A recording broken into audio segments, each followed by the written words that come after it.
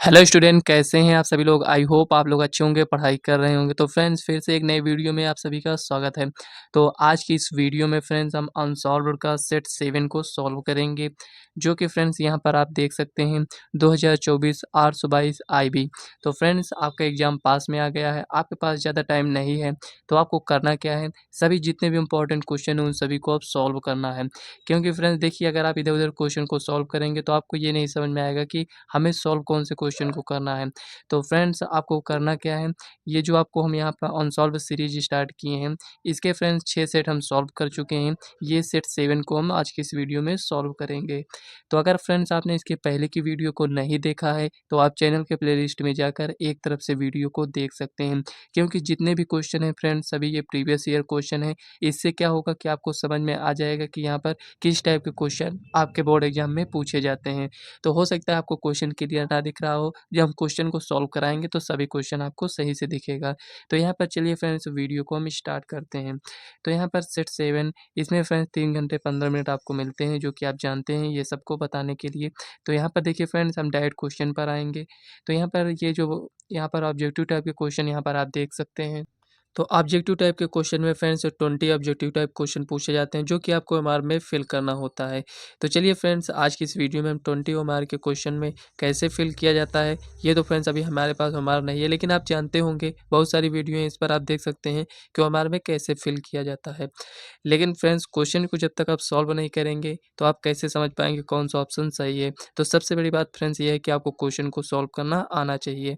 तो यहाँ पर चलिए फ्रेंड्स, पहले क्वेश्चन को हम पढ़ते हैं। दिया गया है इसमें, यदि 65 और 117 के एचसीएफ को इस रूप में व्यक्त किया जाए तो पी का मान क्या होगा। कहने का मतलब देखिए फ्रेंड्स, जब तक क्वेश्चन नहीं समझ में आएगा कि कह क्या रहा है, तब तक हम क्वेश्चन को सॉल्व नहीं कर पाएंगे। कह रहा है इसमें कि जो ये 65 और 117 का जो एचसीएफ आएगा, उसको फ्रेंड्स हम किस टाइप से लिखें, इस टाइप से लिखेंगे। मतलब कि जो एचसीएफ आया है वो इसके बराबर होगा। तो हमें क्या ज्ञात करना है, पी का मान ज्ञात करना है। क्वेश्चन में इतना कह रहा है, अब आपको क्वेश्चन को सॉल्व करना है। तो चलिए इसको हम सॉल्व करते हैं। तो देखिए फ्रेंड्स, जो भी क्वेश्चन आप सॉल्व कर रहे हो, आपको करना क्या है, यहाँ पर लिखना है। यहाँ पर खंड आ है तो यहाँ पर आपको खंड आ लिख देना है। ये हो गया खंड आ। और यहाँ पर बहुविकल्पीय प्रश्न, तो यहाँ पर लिख देंगे बहुविकल्पीय प्रश्न। बहुविकल्पीय प्रश्न। देखिए फ्रेंड्स, जो ऑब्जेक्टिव टाइप के ये क्वेश्चन है, ये तो फ्रेंड्स आपको ओएमआर में ही फिल करना है। लेकिन जो 2 नंबर 4 नंबर 6 नंबर वाले क्वेश्चन है, उसको तो आपको कॉपी में ही सॉल्व करना पड़ेगा।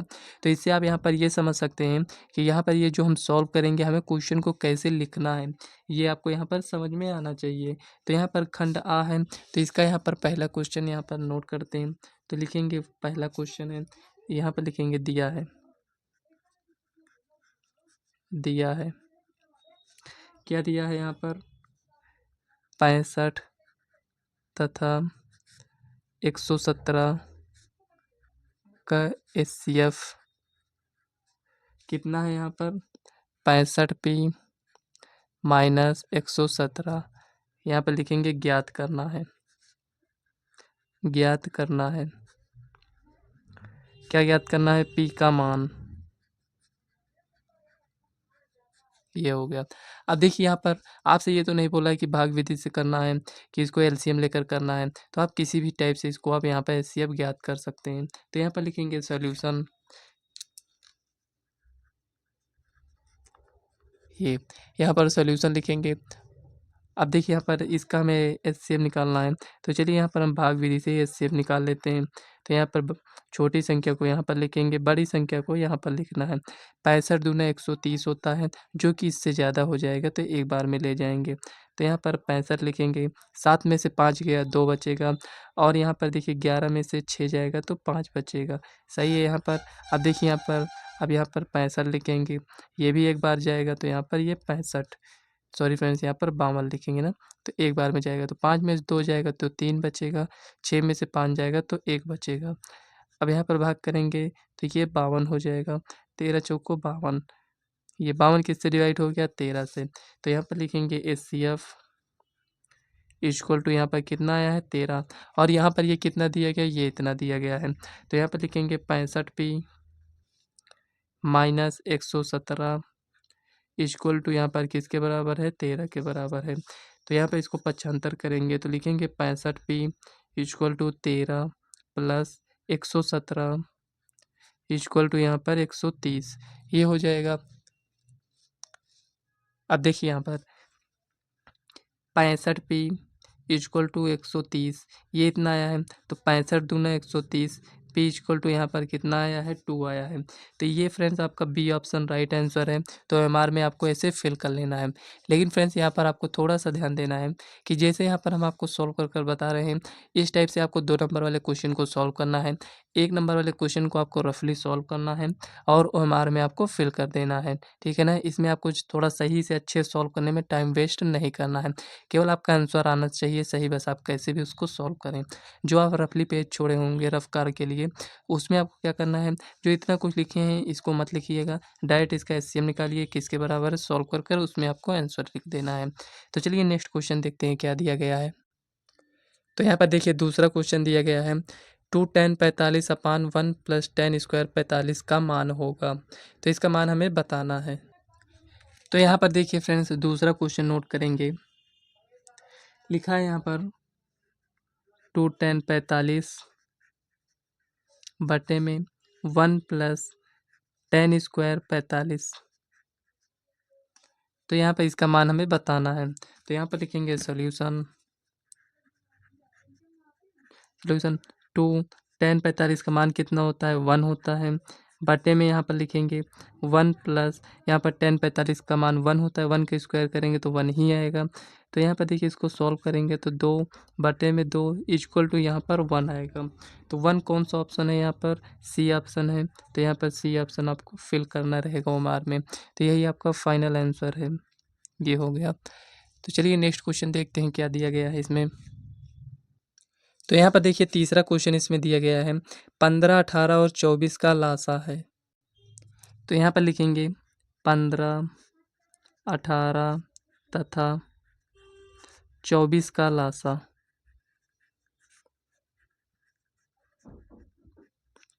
ये हो गया। तो यहाँ पर देखिए लासा लेंगे तो यहाँ पर लिखेंगे सॉल्यूशन, तो यहाँ पर लासा लेने हैं हमें, तो यहाँ पर लिखेंगे 15, 18, 24, ये हो गया। 2 से डिवाइड करेंगे तो यहाँ पर 15 रहेगा, ये 9 हो जाएगा, ये 12, 2 से करेंगे तो यहाँ पर 15, ये 9, यहाँ पर 6, 2 से यहाँ पर ये 15, 9, 3, अब 3 से करेंगे तो 5, 3, 1, लासा लेना तो आता होगा आपको। तो यहाँ पर 5, 1, 1, 5 अभी है तो 5 को लिखेंगे यहाँ पर 1, 1, 1, तब तक लासा लेंगे जब तक यहाँ पर 1, 1 ना आ जाए सब में। ये इतना आ गया तो यहाँ पर लिखेंगे एलसीएम इक्वल टू 2, यहाँ पर कितनी बार है, 3 बार है, इंटू 3 कितनी बार है, 2 बार, इंटू 5 इक्वल टू, यहाँ पर 2 को 3 बार लिखेंगे तो 8 आएगा, इंटू 3 को 2 बार लिखेंगे तो 9 आएगा, इंटू 5, ये हो गया। 8 9 72 हो जाएगा, 72 गुणे 5 इक्वल टू यहाँ पर 360 मतलब कि 360। तो 360 किस ऑप्शन में दिया गया है, तो फ्रेंड्स ये आपका डी ऑप्शन में दिया गया है। तो डी ऑप्शन आपका राइट आंसर हो जाएगा। तो चलिए नेक्स्ट क्वेश्चन देखते हैं क्या दिया गया है। तो यहाँ पर देखिए फ्रेंड्स चौथा क्वेश्चन है, इसमें हमें इसका सरलतम रूप में लिखना है, मतलब कि यहाँ पर इसका सरल रूप क्या हो सकता है उसको हमें यहाँ पर लिखना है। तो चलिए इसको हम सॉल्व करते हैं। तो यहाँ पर लिखेंगे 148 बटे में यहाँ पर 185 का सरलतम रूप है,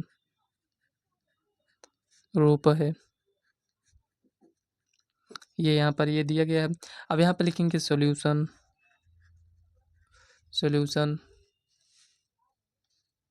एक मिनट फ्रेंड्स यहाँ पर ये ठीक है ना। अब इसको नोट करेंगे, यहाँ पर 148 बटे में 185 दिया गया है, ये हो गया। अब देखिए इसका सरलतम रूप क्या है, इसको आपको यहाँ पर थोड़ा सा समझना होगा। देखिए जो ऑप्शन में दिया गया है ऑप्शन से भी आप इसको समझ सकते हैं। तो यहाँ पर देखिए 4 से इसको अगर हम डिवाइड करेंगे तो नहीं होगा, इसका मतलब पहला ऑप्शन सही नहीं है। 5 से भी यहाँ पर ये नहीं हो पाएगा, ये भी नहीं होगा। 5 यहाँ पर दिया गया है, उसके बाद यहाँ पर 7 दिया गया है, तो यहाँ पर 7 दूनी 14 और यहाँ पर ये 1 हो जाएगा, यहाँ पर 85 है।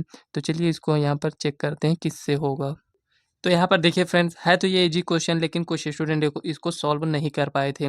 जब ये आपके एग्ज़ाम में आया था तो फ्रेंड्स कुछ स्टूडेंट इसको छोड़ दिए थे, या फिर फ्रेंड्स उन्होंने गलत आंसर दिया था। तो इसको देखिए कैसे सॉल्व करना है, अभी हम आपको क्या बताएँ कि बाई ऑप्शन आप इसको चेक कर लेना। तो यहाँ पर आपको कैसे चेक करना है, देखिए जो ऑप्शन आपका ए दिया गया है उसमें 4/5 दिया गया है। क्या बात सही है? तो 4 से इसको डिवाइड करिए और 5 से इसको डिवाइड करिए। जब इसको 4 से और 5 से डिवाइड करोगे तो हमें एक कॉमन संख्या मिलेगी। मतलब कि 5 जैसे इसमें 6 आया, इसमें भी 6 आएगा, मतलब कि ये जो संख्या दिया गया है उसी संख्या से डिवाइड होगी। तो अगर वो ऑप्शन नहीं सही होगा तो उसमें कॉमन नहीं आएगा। उसके बाद हम बी वाला चेक करेंगे, इस टाइप से आप इसको चेक करेंगे तो फ्रेंड्स यहाँ पर ये आपका 39 से डिवाइड हो जाएगा।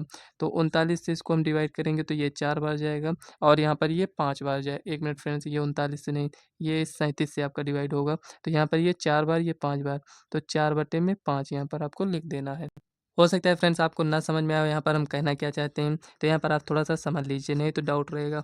185 दिया गया है, अब 4/5 ऑप्शन में पहला ऑप्शन दिया गया है, तो इसको 4 से डिवाइड करते हैं, तो कितना आया, 4 तिये 12, 2 8, 4 सत्ते 28, ये हो गया। इसको 5 से करेंगे क्योंकि 4/5 दिया गया है, तो इसको 5 से करेंगे, तो यहाँ पर 5 तिये 15 हो जाएगा, 3 5, 5 सत्ते 35। देखिए एक कॉमन संख्या हमें मिल गया दोनों में।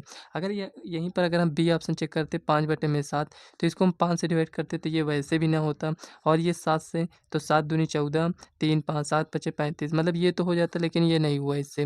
मतलब 5 से यहाँ पर क्या ये 148 डिवाइड हो जाएगा? नहीं होगा। लेकिन 4/5 में 4 से इससे किए तब भी 37 आया है, 5 से इसको डिवाइड किए तब भी 37 आया। मतलब कॉमन संख्या जो मिला, इसका मतलब कि दी गई संख्या जो यहाँ पर ये दिया गया है, अगर इसको हम 37 से इसको कैंसिल करेंगे तो ये 4 बार में जाएगा और 185 जो है 5 बार में जाएगा। ऐसे आप इसको समझ सकते हैं। तो ये आपका फाइनल आंसर आ जाएगा। आपको इसमें टाइम वेस्ट नहीं करना है कि ये किससे डिवाइड होगा, आपको बाई ऑप्शन यहाँ पर चेक कर लेना है जल्दी से। तो चलिए नेक्स्ट क्वेश्चन देखते हैं, 5वां क्वेश्चन क्या दिया गया है। तो यहाँ पर देखिए 5वां क्वेश्चन कह रहा है, पी के किस मान के लिए समीकरण, यहाँ पर ये जो दिया गया और ये समीकरण दिया गया है, इसकी रेखा यहाँ पर क्या कह रहा है, संपाती होनी चाहिए। संपाती में क्या होता है फ्रेंड्स कि A1/A2, B1/B2 और C1/C2, मतलब इसका अनुपात क्या होना चाहिए, बराबर होना चाहिए संपाती में। यहीं पर अगर समांतर होता तो A1/A2 equal to B1/B2 not equal to C1/C2 होगा। ये सब फ्रेंड्स हम आपको फार्मूला में बता दिए हैं। अगर आपने फार्मूला की वीडियो को नहीं देखा है, 2 वीडियो है फ्रेंड्स, आप फार्मूला सर्च करेंगे, उसके आगे मानायर स्टडी अगर आप सर्च कर देंगे तो आपको फार्मूला की वीडियो मिल जाएगी। नहीं तो फ्रेंड्स जो वीडियो आप ये देख रहे हैं, इसी वीडियो से फ्रेंड्स आपको चैनल के प्लेलिस्ट में जाना है, वहाँ से भी आप देख सकते हैं। तो चलिए इसको हम सॉल्व करते हैं। तो यहाँ पर देखिए फ्रेंड्स, ये कुछ इस टाइप से दिया गया है, यहाँ पर ये कुछ इस टाइप से दिया गया है। तो इसको थोड़ा-सा चेंज करना पड़ेगा। तो यहाँ पर लिखेंगे solution 3x minus Y plus 8। देखिए फ्रेंड्स, क्वेश्चन को आपको इस टाइप से समझना है कि ये 2 नंबर का क्वेश्चन हम कर रहे हैं। ऐसा मत समझिए कि 1 नंबर का क्वेश्चन, 2 नंबर का क्वेश्चन आएगा तो उसे हमें कैसे सॉल्व करना है, आपको इस टाइप से इसको आपको समझ कर चलना है। ये इतना हो गया, और यहाँ पर 6x minus p y minus 16 equal to 0। यहाँ पर अगर हम कंपेयर करें तो A1 की जगह पर 3 है और B1 की जगह पर -1 है, और यहाँ पर C1 के स्थान पर कितना है, 8 है। ये इतना हो गया, और यहाँ पर देखिए A2 के स्थान पर क्या है, 6 है, और यहाँ पर B2 के स्थान पर कितना है, P है, और यहाँ पर C2 के स्थान पर कितना है, -16 है। ये इतना यहाँ पर दिया गया है। तो चलिए यहाँ पर लिखेंगे प्रश्नानुसार, प्रश्नानुसार कह रहा है संपाति के लिए, तो यहाँ पर लिखेंगे संपाति के लिए, संपाति के लिए मतलब कि जो समीकरण दिया गया है संपाति, मतलब जैसे एक रेखा ऐसे गई है, इसका रेखा ऐसे गया है, तो इस समीकरण की भी रेखा इसी पर गई होगी तभी संपाति होगा। तो संपाति के लिए A1/A2 होता है इक्वल टू B1/B2 हो जाएगा इक्वल टू C1/C2। यहाँ पर ये कंडीशन होता है, तो आपको यहाँ पर ऐसे बॉक्स में लिख लेना है। ये हो गया, ठीक है ना। अब यहाँ पर आगे इसको हम इसी पर वैल्यू को रखते हैं, जो वैल्यू यहाँ पर दिया गया है। तो यहाँ पर लिखेंगे 3, और यहाँ पर कितना है, 6 है, इज इक्वल टू -1, और यहाँ पर p इज इक्वल टू यहाँ पर 8 है, और बटे में क्या है, -16। ये इतना दिया गया है। अब देखिए, चाहे आप यहाँ पर चाहे इसको बराबर दिखा दीजिए, चाहे इन दोनों को, जो आपको मन करे उसको आप बराबर दिखा सकते हैं। तो यहाँ पर लिखेंगे इसको अगर आप दिखाएँगे तो यहाँ पर इसको इधर गुणा कर दीजिए, तो यहाँ पर कितना हो जाएगा 16 हो जाएगा और यहाँ पर इसको इस साइड लेकर आएँगे तो ये बट्टे में इक्वल टू p हो जाएगा। तो 8 दूनी 16, p इक्वल टू कितना है यहाँ पर 2 आया। तो यहाँ पर देखिए फ्रेंड्स p इक्वल टू 2 मतलब कि यहाँ पर बी ऑप्शन यहाँ पर आपका राइट आंसर हो जाएगा। तो यहाँ पर लिखेंगे बी ऑप्शन, ये हो गया। हो सकता है फ्रेंड्स यहाँ पर आपको थोड़ा सा इस क्वेश्चन में कहीं पर डाउट आ रहा होगा। तो यहाँ पर फ्रेंड्स हमें यहाँ पर समझ में आया है कि हो सकता है आपको यहाँ पर डाउट हो कि मतलब कि जब यहाँ पर हम बी के स्थान पर कुछ भी नहीं था तो उसका गुणांक 1 लिए थे और यहाँ पर माइनस लिखा था तो माइनस भी यहाँ पर लिए हैं।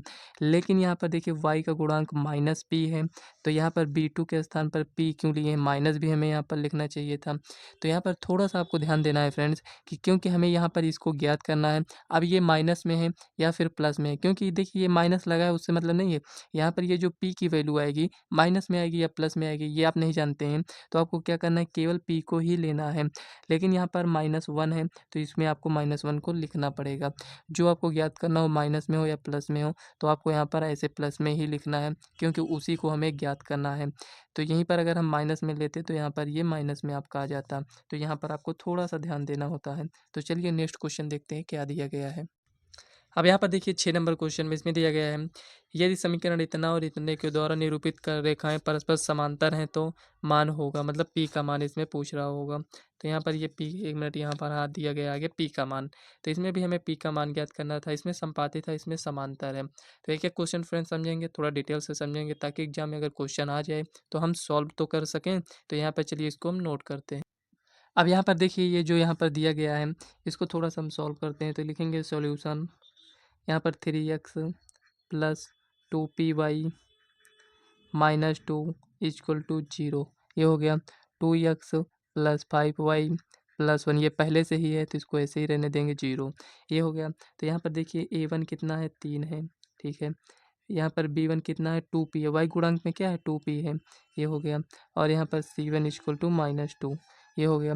अब यहाँ पर आ जाते हैं a2 इक्वल टू 2 है, b2 इक्वल टू 5 है, c2 इक्वल टू यहाँ पर 1 है। तो यहाँ पर लिखेंगे प्रश्नानुसार,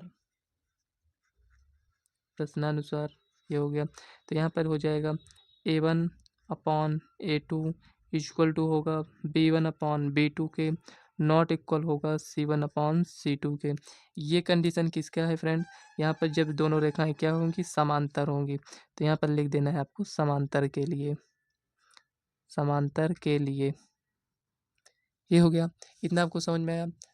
एक मिनट थोड़ा सही से हो सकता है ना दिख रहा हो, ठीक है अब दिख रहा होगा। तो यहाँ पर ये इतना आ गया है तो यहीं पर आपको वैल्यू को रख देना है। तो यहाँ पर रख के 3 2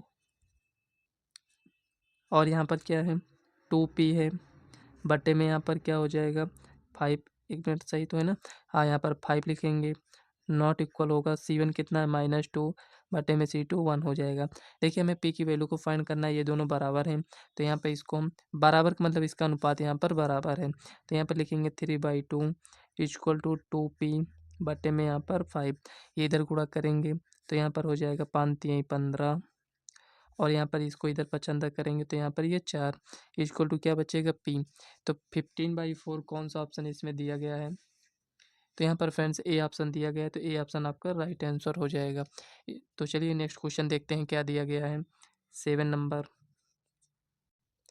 तो यहाँ पर 7 नंबर क्वेश्चन दिया गया, यदि 15 cot थीटा इक्वल टू 8 हो तो साइन थीटा का मान होगा। तो यहाँ पर देखिए इसको हम नोट कर लिए हैं तो चलिए यहाँ पर इसको हम सॉल्व करते हैं। तो यहाँ पर लिखेंगे सॉल्यूशन, तो यहाँ पर cot थीटा इक्वल टू 8 बटे में यहाँ पर 15। देखिए कॉट थीटा नहीं याद है, टेन थीटा तो याद होगा। तो टेन थीटा क्या होता है लंब बटे आधार, तो ये आधार बटे में लंब हो जाएगा। तो यहाँ पर आपको एक समकोण त्रिभुज बना लेना है, ये हो गया। अगर हम इसको थीटा मानेंगे, यहाँ पर ये ए है, ये बी, ये सी हो जाएगा। तो आधार कितना है 8 है और यहाँ पर ये 15 है। तो पाइथागोरस प्रमेय लगाएंगे तो यहाँ पर इसका स्क्वायर, अगर हम ए सी ज्ञात करना चाहें यहाँ से तो ए सी आप ज्ञात कर सकते हैं। ए सी इक्वल टू क्या हो जाएगा 15 का स्क्वायर प्लस 8 का स्क्वायर इक्वल टू 225 प्लस में यहाँ पर 64 हो जाएगा। ये इतना हुआ, अब इसको ऐड कर लीजिए तो यहाँ पर ए सी इक्वल टू कितना हो जाएगा 289, 5 4 9 6 2 8 और 2, ठीक है 289 हो जाएगा इक्वल टू यहाँ पर ये 289 का स्क्वायर रूट कितना हो जाएगा 17 होगा। तो 17 यहाँ पर आ गया है, तो लिखेंगे साइन थीटा इक्वल टू क्या होता है लंब बटे में कर्ण। तो लंब कितना है 15 है, कर्ण कितना आया 17 आ गया। तो यहाँ पर कौन सा ऑप्शन सही है? तो फ्रेंड्स यहाँ पर 15 बटे में 17, यहाँ पर डी ऑप्शन आपका राइट आंसर हो जाएगा। डी ऑप्शन दिया गया है। तो इस टाइप से आपको लिखना है, यही आपका फाइनल आंसर है। तो चलिए नेक्स्ट क्वेश्चन देखते हैं क्या दिया गया है। तो यहाँ पर देखिए 8वां क्वेश्चन इसमें दिया गया है, यदि त्रिभुज ABC तथा XYZ क्या है दो समरूप त्रिभुज हैं, तो एंगल A इक्वल टू 75 है और एंगल Y इक्वल टू यहाँ पर 57 है, तो एंगल C का मान क्या होगा इसमें कह रहा है। तो चलिए फ्रेंड्स क्वेश्चन को अच्छे से पढ़िए, उसके बाद यहाँ पर हम फिगर बनाकर इसको हम सॉल्व करते हैं। तो यहाँ पर देखिए फ्रेंड्स ये इतना यहाँ पर नोट कर लिए हैं, ये A है, B है, C है, XYZ दो त्रिभुज यहाँ पर बना लिए हैं। दोनों त्रिभुज समरूप हैं। जब दोनों त्रिभुज यहाँ पर समरूप हैं तो यहाँ पर लिखेंगे सॉल्यूशन प्रश्नानुसार। थोड़ा आपको यहाँ पर ध्यान से समझना है। यहाँ पर देखिए यहाँ पर दिया गया है एंगल ए कितना है 75 दिया गया है, ये हो गया।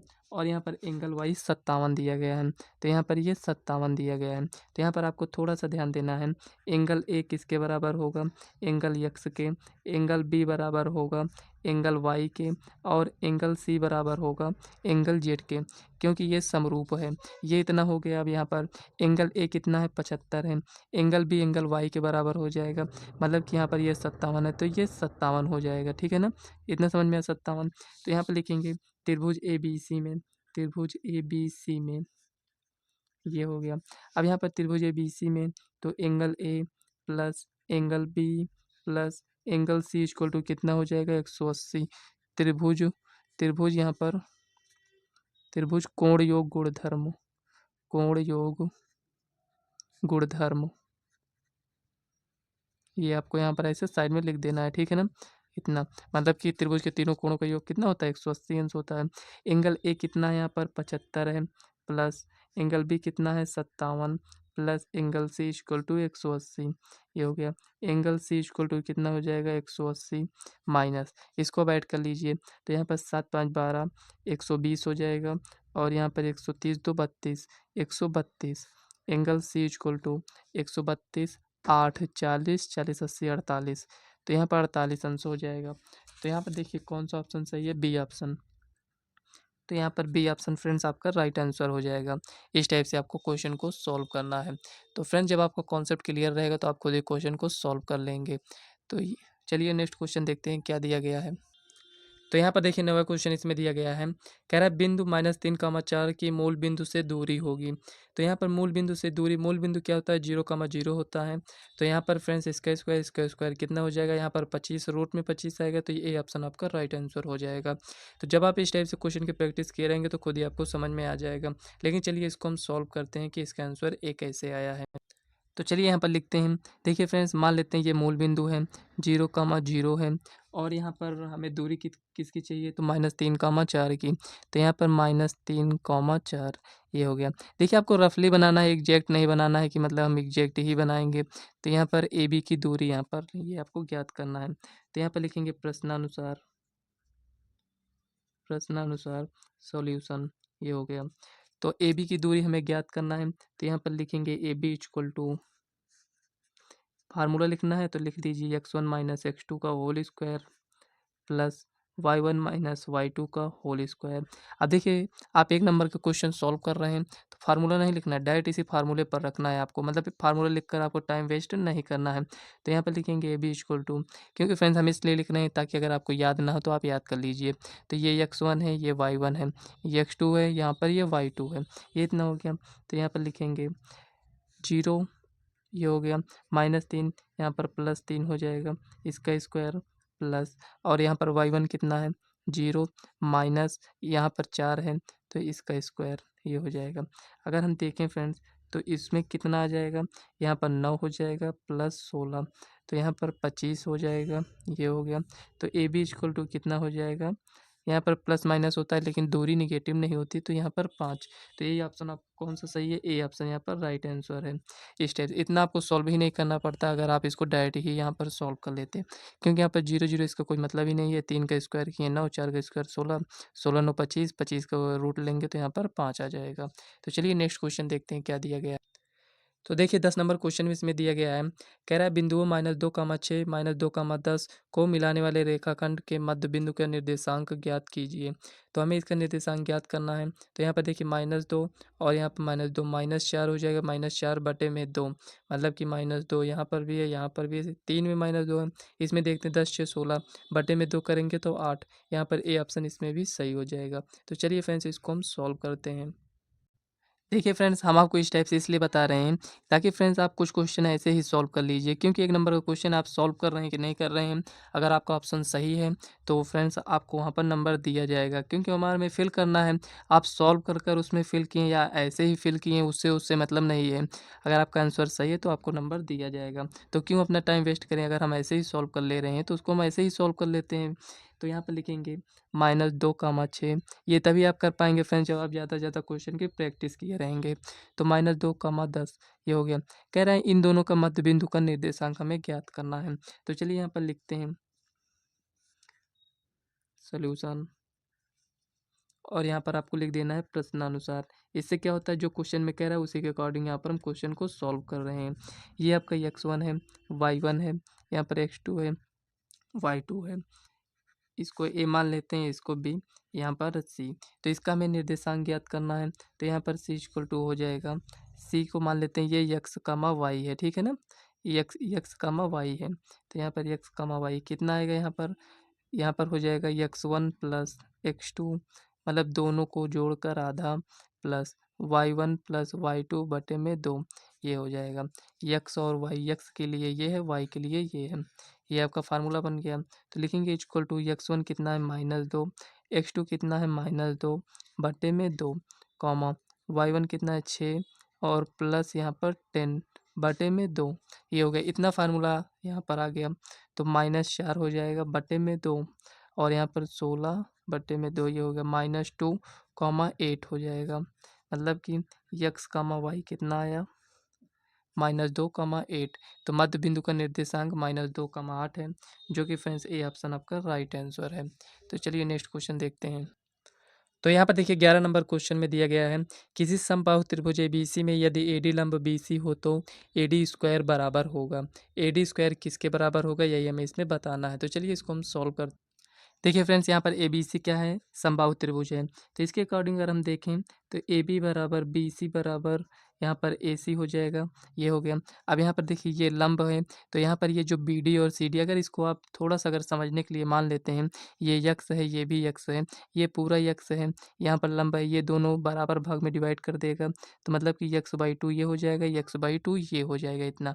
तो आपसे क्या पूछ रहा है क्वेश्चन में, कह रहा है ए डी स्क्वायर होगा, ए डी स्क्वायर किसके बराबर होगा, तो यही हमें इसमें बताना है।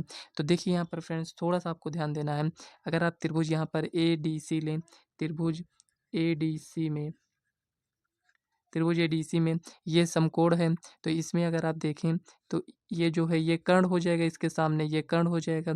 तो ए डी स्क्वायर यहाँ पर, ए डी स्क्वायर अगर आपको ज्ञात करना है तो कर्ण के स्क्वायर में से सी डी का स्क्वायर आप माइनस कर दीजिए, ये हो गया। तो चलिए इसी को हम सॉल्व करते हैं, क्योंकि यही हमें ज्ञात करना है। ए सी का स्क्वायर तो यहाँ पर कितना हो जाएगा, x square minus C D का स्क्वायर, मतलब कि x/2 का स्क्वायर करना है, equal to x square minus यहाँ पर यक्स स्क्वायर बटे में यहाँ पर क्या हो जाएगा, 4 हो जाएगा। ये इतना आ गया है। अब यहाँ पर देखिए ये 4 यहाँ पर आ जाएगा, 4 में से 1 जाएगा तो 3 यक्स स्क्वायर बटे में 4, जो कि फ्रेंड्स कहीं पर ये ऑप्शन नहीं दिया गया है। तो हमें क्या करना होगा, ऑप्शन के अकॉर्डिंग हमें चलना है। तो यहाँ पर लिखेंगे 3 यक्स स्क्वायर है तो यक्स लिख दीजिए, यहाँ पर 4 है तो इसको 2 कर दीजिए, तो पूरे का स्क्वायर लगा देंगे। जो लिखा था इसको इस रूप में लिख दिए। तो यक्स/2 है क्या, सी डी ही तो है, तो यहाँ पर 3 हो जाएगा, सी डी हो जाएगा, स्क्वायर है तो स्क्वायर लगा दीजिए, तो 3 सी डी स्क्वायर आ गया। तो 3 सी डी स्क्वायर कौन सा ऑप्शन आपका सही है, डी ऑप्शन आपका राइट आंसर हो जाएगा। तो चलिए नेक्स्ट क्वेश्चन देखते हैं क्या दिया गया है। तो यहाँ पर देखिए फ्रेंड्स 12 नंबर क्वेश्चन इसमें दिया गया है, कह रहा है त्रिभुज एबीसी के शीर्षों के निर्देशांक क्रमशः ये दिए गए हैं। आगे कह रहा है यदि बीसी का मध्य बिंदु डी है तो एडी की माप होगी। तो क्वेश्चन को आप लोग सही से पढ़िए, उसके बाद यहाँ पर हम फिगर बनाते हैं, उसके बाद क्वेश्चन को हम सॉल्व करते हैं। अब यहाँ पर देखिए फ्रेंड्स, ये यहाँ पर ये कुछ इस टाइप से बना है। त्रिभुज एबीसी के शीर्ष दिया गया है, बीसी का मध्य बिंदु डी है, तो कह रहा है यहाँ पर AD आपको ज्ञात करना है, मतलब AD की माप क्या होगी। तो यहाँ पर आपको थोड़ा सा ध्यान देना है। सबसे पहले इसको ज्ञात करना होगा, उसके बाद हम इसको ज्ञात करेंगे। यहाँ पर देखिए BC का मध्य बिंदु ये है, तो यहाँ पर x, y मान लेते हैं, ये हो गया। तो जब तक ये नहीं ज्ञात होगा तब हम AD नहीं ज्ञात कर पाएंगे। तो यहाँ पर लिखेंगे प्रश्नानुसार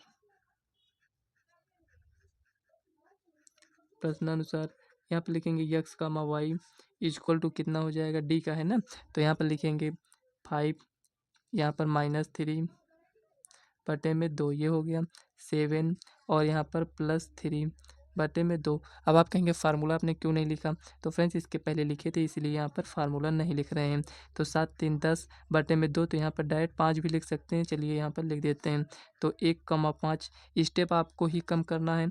आप कैसे यहाँ पर टाइम मैनेज करते हैं ये आपको यहाँ पर समझना होगा। तो 1,5 यहाँ पर आ गया है। तो अब हमें AD ज्ञात करना है। तो AD मतलब इसके बीच की दूरी ज्ञात करना है। तो कैसे यहाँ पर ज्ञात करेंगे, तो यहाँ पर देखिए थोड़ा सा यहाँ पर लिख देते हैं समझने के लिए। A कितना है, 7,5 है, ये 7,5 और यहाँ पर D कितना आया है, 1,5 आया है। तो ये आपका x1 है, ये y1 है, ये x2 है, ये y2 है। ठीक है ना, इसको ऐसे साइड में कर देते हैं। ठीक है ना, यहाँ पर ये है। अब इसी में रखना है x1 माइनस x2 का होल स्क्वायर, तो 7 माइनस 1 का होल स्क्वायर प्लस, और यहाँ पर क्या हो जाएगा 5 माइनस 5 का होल स्क्वायर, ये इतना हो गया। तो थोड़ा आगे इसको हम सॉल्व करते हैं। तो 7 में से 1 जाएगा तो 6, 6 का स्क्वायर कितना हो जाएगा 36, इसमें तो ये 0 ही हो जाएगा, तो +0 इक्वल टू यहाँ पर 6 आ जाएगा। तो ये 6 आया क्या, यहाँ पर AD आया है, तो यहाँ पर लिखेंगे AD इक्वल टू 6 मात्रक। 6 मात्रक कौन सा ऑप्शन आपका सही हो जाएगा, यहाँ पर C ऑप्शन यहाँ पर राइट आंसर दिया गया है। तो चलिए नेक्स्ट क्वेश्चन देखते हैं क्या है। 13 नंबर क्वेश्चन देखिए, इसमें दिया गया है यदि सेक थीटा इक्वल टू 2 हो तो थीटा का मान क्या होगा। देखिए कॉस कॉस अगर 30 का मान देखें तो 1/2 होता है। तो यहाँ पर ये सेक दिया गया इसका अपोजिट है, तो यहाँ पर ये डी ऑप्शन आपका राइट आंसर हो जाएगा। तो क्या फ्रेंड्स जो अभी हम बताए क्या सही है, नहीं सही है। तो फ्रेंड्स यहाँ पर देखिए ये जो हम cos 30 बताए हैं, इसमें फ्रेंड्स ये जो sin 30 का मान होता है वो 1/2 होता है। इसमें ये जो sec थीटा दिया गया है, ये 2 दिया गया है, ये cos 60 का मान 1/2 होता है। तो यहाँ पर sec 60 का मान 2 होगा। तो यहाँ पर ये ऑप्शन आपका सही हो जाएगा। आपको मिस्टेक नहीं करना है। 60 और ये 30 में स्टूडेंट काफ़ी मिस्टेक करते हैं, तो आपको यहाँ पर ध्यान देना है। तो बी ऑप्शन आपका राइट आंसर हो जाएगा। तो यहाँ पर देखिए सेक थीटा इक्वल टू 2 है, तो ये किसकी वैल्यू है, तो यहाँ पर लिखेंगे सेक थीटा इक्वल टू सेक 60। तो थीटा से कंपेयर करेंगे तो यहाँ पर 60 आंसर आ जाएगा। तो कौन सा ऑप्शन इसमें दिया गया है, बी ऑप्शन यहाँ पर सही है। ठीक है ना, तो ये हो गया। तो चलिए 14 नंबर क्वेश्चन देखते हैं। तो यहाँ पर देखिए फ्रेंड्स ये जो क्वेश्चन इसमें दिया गया है, इसमें फ्रेंड्स अगर आपको फार्मूला याद है तो इसको आप सॉल्व कर लेंगे। तो यहाँ पर ये आपका आएगा साइन स्क्वायर थीटा, मतलब कि cosec square theta minus cot square theta का मान 1 होता है। 1 माइनस कॉस स्क्वायर थीटा का मान साइन स्क्वायर थीटा होता है। तो यहाँ पर फ्रेंड्स ये डी ऑप्शन आपका सही हो जाएगा। तो चलिए इसको हम सॉल्व करते हैं। तो यहाँ पर देखिए फ्रेंड्स ये जो दिया गया है, ये फ्रेंड्स आपका यहाँ पर डायरेक्ट ये फार्मूला है, मतलब अगर कहें फ्रेंड्स तो ये डायरेक्ट फार्मूला बेस्ड क्वेश्चन है। यहाँ पर 1 हो जाएगा। 1 माइनस कॉस स्क्वायर थीटा क्या होता है, साइन स्क्वायर थीटा। तो फ्रेंड्स अगर आपको फार्मूला है याद है तो इसको आप सॉल्व कर लेंगे। तो यहाँ पर साइन स्क्वायर थीटा, जो कि यहाँ पर डी ऑप्शन आपका राइट आंसर है। तो यहाँ पर देखिए फ्रेंड्स ये 15 नंबर क्वेश्चन इसमें दिया गया है। कह रहा है एक लंबवृत्तीय बेलन के आधार का क्षेत्रफल 9 पाई cm स्क्वायर है, तो उसके आधार की त्रिज्या क्या होगी। तो यहाँ पर फ्रेंड्स ये जो आधार का क्षेत्रफल होता है, वो जो आप वृत्त का क्षेत्रफल पढ़े हैं वही सेम होता है। तो यहाँ पर पाई आर स्क्वायर ये किसके बराबर हो जाएगा, यहाँ पर 9 पाई के बराबर हो जाएगा। तो चलिए इसकी त्रिज्या हम निकालते हैं। तो यहाँ पर देखिए डायरेक्ट लिखेंगे, यहाँ पर लिखेंगे बेलन के आधार का क्षेत्रफल, बेलन के आधार का क्षेत्रफल कितना हो जाएगा यहाँ पर, तो 9 पाई दिया गया है। ये क्या हो जाएगा पाई आर स्क्वायर इक्वल टू क्या हो जाएगा 9 पाई, ये जो दिया गया है। तो यहाँ पर देखिए पाई से पाई कैंसिल, और यहाँ पर आर स्क्वायर इक्वल टू कितना है 9 है। तो यहाँ पर आर इक्वल टू कितना हो जाएगा 3। तो यहाँ पर प्लस माइनस नहीं लिखेंगे, क्योंकि यहाँ पर जो यहाँ पर वृत्तीय आधार होगा इसकी त्रिज्या नेगेटिव में नहीं होगा, क्योंकि यहाँ पर लंबाई है। तो आर इक्वल टू यहाँ पर 3 हो जाएगा। तो यहाँ पर सी एम में दिया गया है, तो सी एम आपको लिख देना है। तो कौन सा ऑप्शन सही हो जाएगा? ए ऑप्शन यहाँ पर आपका राइट आंसर है। तो चलिए नेक्स्ट क्वेश्चन देखते हैं क्या दिया गया है। तो यहाँ पर दिया गया है फ्रेंड्स, कह रहा है 4 सेंटीमीटर त्रिज्या वाले एक वृत्त के अंतर्गत खींचे जा सकने वाले वर्ग का क्षेत्रफल होगा। मतलब समझ में आया यहाँ पर क्या कह रहा है? 4 सेंटीमीटर त्रिज्या का एक वृत्त है, उसके अंदर फ्रेंड्स जो वर्ग खींचेंगे उसका क्षेत्रफल क्या होगा, वही आपको इसमें बताना है। तो देखिए फ्रेंड्स, इस क्वेश्चन को थोड़ा आपको ध्यान से समझना है, नहीं हो सकता है आपको समझ में ना आए। कठिन इजी है फ्रेंड्स, डिफ़िकल्ट नहीं है, आपको ध्यान देना है। मतलब जब तक आप इसको नहीं समझे रहेंगे तब तक ही आपको यहाँ पर ये डिफ़िकल्ट लगेगा। तो यहाँ पर ये वृत्त दिया गया है, इसकी त्रिज्या कितना है? 4 सेंटीमीटर है। ठीक है, 4 सेंटीमीटर है। अगर हम आपसे इसका व्यास पूछें तो आप क्या कहेंगे? तो आप कहेंगे इसका व्यास 8 सेंटीमीटर हो जाएगा। मतलब कि ये पूरा कितना हो जाएगा? 8 सेंटीमीटर हो जाएगा। तो अगर हम आपसे ये पूछें फ्रेंड्स कि ये वर्ग है और इसका विकर्ण क्या है, तो आप कहेंगे यहाँ पर ये विकर्ण है। तो अगर आप लिखना चाहें ए बी सी डी, तो यहाँ पर बी डी क्या है फ्रेंड्स? विकर्ण है। तो यहाँ पर लिखेंगे बी डी इक्वल टू कितना हो जाएगा? 8 सेंटीमीटर, ये हो जाएगा। ये विकर्ण है, तो यहाँ पर लिखेंगे root two A equal to यहाँ पर 8 सेंटीमीटर, ये इतना हो जाएगा। तो ए इक्वल टू यहाँ पर 8/√2 हो जाएगा। इतना समझ में आया? ये ए क्या है? यहाँ पर ये वर्ग की भुजा हमें मिल गया। हमें वर्ग का क्षेत्रफल ज्ञात करना था, तो हमें वर्ग की भुजा ज्ञात होना चाहिए। तो यहाँ पर लिखेंगे वर्ग का क्षेत्रफल। तो यहाँ पर अगर आप लिखना चाहते हैं, ये ओ हो जाएगा। तो ओ डी इक्वल टू यहाँ पर 4 सेंटीमीटर है। वृत्त की त्रिज्या, वृत्त की त्रिज्या यहाँ पर ये हो गया। तो ए हमारे पास आ चुका है, तो यहाँ पर लिखेंगे वर्ग का क्षेत्रफल, वर्ग का क्षेत्रफल। सबसे पहले आप क्वेश्चन को पढ़ा करिए, उसमें देखा करिए कि इसमें क्या दिया गया और हमसे यहाँ पर क्या पूछ रहा है कि हमें क्या ज्ञात करना है। तो वर्ग का क्षेत्रफल क्या होता है? भुजा स्क्वायर, मतलब साइड स्क्वायर। तो यहाँ पर ए स्क्वायर होता है, यही होगा यहाँ पर। तो ए स्क्वायर इसका हम स्क्वायर कर दे रहे हैं, तो √2 ये है जो भी दिया गया है इसका स्क्वायर करेंगे। तो 8 का स्क्वायर 64 हो जाएगा, √2 का स्क्वायर 2 हो जाएगा, इससे कैंसिल करेंगे तो यहाँ पर 32 आ जाएगा। तो यहाँ पर आपको 32 लिखना है। तो यहाँ पर अगर हम आपसे पूछें तो ए स्क्वायर कितना आ गया है? 32, और सी एम में है तो यहाँ पर सी एम स्क्वायर। तो कौन सा ऑप्शन सही हो जाएगा? तो ऑप्शन यहाँ पर बी आपका राइट आंसर दिया गया है। तो चलिए नेक्स्ट क्वेश्चन देखते हैं क्या दिया गया है। तो यहाँ पर 17 नंबर क्वेश्चन दिया गया, वर्ग अंतराल बारंबारता दिया गया है, हमें इसका माध्य ज्ञात करना है। तो चलिए इसको हम सॉल्व करते हैं। तो यहाँ पर देखिए फ्रेंड्स, हमें इसमें क्या ज्ञात करना था? माध्य ज्ञात करना है। तो एक सही ज्ञात करने के लिए हमें करना क्या होगा? यहाँ पर इसको दोनों को ऐड करना है। 8 आएगा, 8 का आधा कितना? 4, 7 5 12 का आधा कितना? 6, 4 में कितना जोड़े हैं? 2, तो 6 हुआ, 6 में 2 8, 8 में 2 जोड़ेंगे 10। मतलब आप ऐसे भी यहाँ पर इसको आप लिख सकते हैं, नहीं तो यहाँ पर देखिए 11 9 कितना हो? 20, 20 का आधा कितना? 10, इस टाइप से। अब एफ आई एक्स आई को क्या किए? गुणा किए। तो चलिए गुणा कर लेते हैं। यहाँ पर ये 16 हो जाएगा, 6 दूनी 8, 8 का नाम 8, और 10 तियाँ 30। तो अब इसको ऐड कर लीजिए, तो यहाँ पर लिखेंगे सिग्मा एफ आई। तो इसको ऐड करेंगे तो 4 2 6, 1 7 3 10, ये हो जाएगा।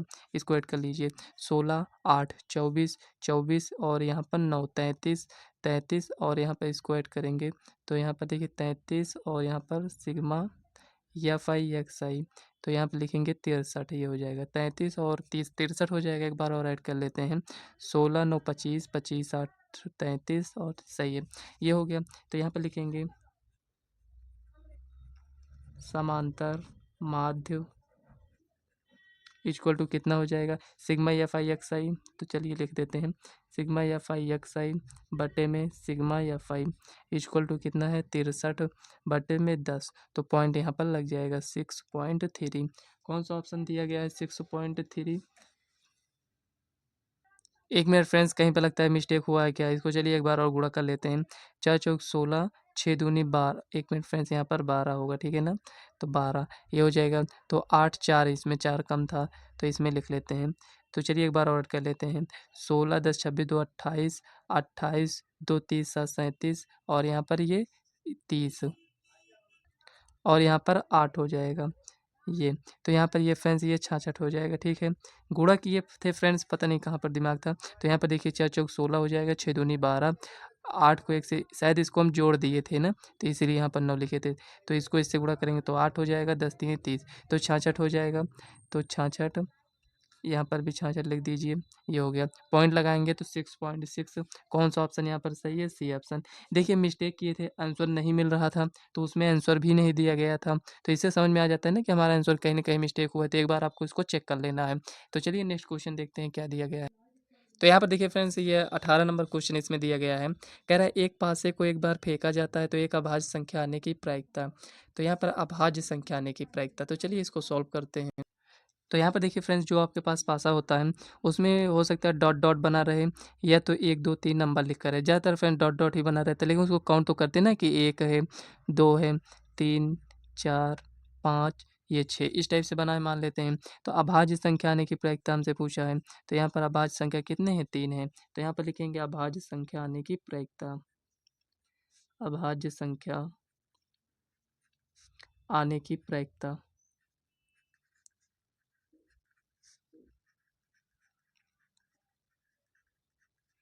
कितना है फ्रेंड्स? 1 2 3, 3 लिखेंगे। टोटल कितना है? 1 2 3 4 5 6, 6 है। तो यहाँ पर 1/2, तो यहाँ पर 1/2 हो जाएगा। कौन सा ऑप्शन है यहाँ पर? बी ऑप्शन है, तो बी ऑप्शन आपका राइट आंसर हो जाएगा। यहाँ पर बी ऑप्शन। ये हो गया। 19 नंबर क्वेश्चन देख लेते हैं क्या दिया गया है। तो यहाँ पर देखिए फ्रेंड्स ये क्वेश्चन दिया गया है, कह रहा है यदि किसी आवृत्ति वितरण का माध्य इतना है और माध्यिका इतना हो तो बहुलक ज्ञात कीजिए। मतलब कि फ्रेंड्स यहाँ पर देखिए अगर आपको फार्मूला याद है तो ये क्वेश्चन आपके लिए काफ़ी ईजी बन जाएगा, लेकिन फार्मूला नहीं याद है तो फ्रेंड्स ये आपके लिए टफ है, आप इसको सॉल्व भी नहीं कर पाएंगे। तो चलिए फ्रेंड्स इसको हम सॉल्व करते हैं। तो यहाँ पर देखिए पहले यहाँ पर हमें जो दिया गया है इसको हम यहाँ पर लिखें, माध्य हमारा इतना है और माध्यिका यहाँ पर इतना है। तो यहाँ पे इसको सॉल्व करने के लिए सबसे पहले हमें फार्मूला याद होना चाहिए। तो क्या फार्मूला है? तो यहाँ पर लिखेंगे बहुलक इक्वल टू, यहाँ पर लिखेंगे त्रिमाध्यक माइनस 2 माध्य, ये हो जाएगा।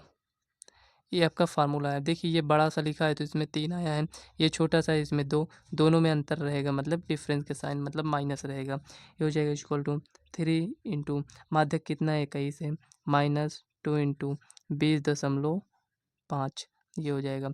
21 को 3 से 63 माइनस 20.5 मतलब कि 20 दूना 40, 41 हो जाएगा। 3 में से 1 गया तो 2, 6 में से 4 गया तो 2, यहाँ पर ये हो जाएगा। तो 22 आपका राइट आंसर हो जाएगा। तो 22 राइट आंसर है, तो फ्रेंड्स कौन सा ऑप्शन यहाँ पर सही हो जाएगा? तो यहाँ पर ऑप्शन डी आपका दिया गया है जो कि राइट आंसर है। अब देखिए यहाँ पर लिखेंगे 20 नंबर क्वेश्चन और लास्ट क्वेश्चन है ऑब्जेक्टिव टाइप का, तो यहाँ पर 20 क्वेश्चन। तो यहाँ पर दिया गया है, देखिए फ्रेंड्स यहाँ पर देखिए ये जो दिया गया है 20 नंबर क्वेश्चन में, 1 मिनट साइज नहीं दिख रहा है, अब दिख रहा होगा। यहाँ पर लिखा है निम्नलिखित में से कौन सी घटना की प्रायिकता नहीं हो सकती है। तो फ्रेंड्स आप जानते हैं कि किसी भी प्रायिकता जो होगी उसमें जो घटना दिया रहता है वो 1 से ज़्यादा नहीं होना चाहिए। तो यहाँ पर देखिए क्या ये 1 से ज़्यादा है? नहीं। ये कितना? 1 है। ये भी 1 से कम ही है, ये भी कम है, ये भी कम है। नहीं समझ में आ रहा है तो भाग देकर देख लीजिएगा आप।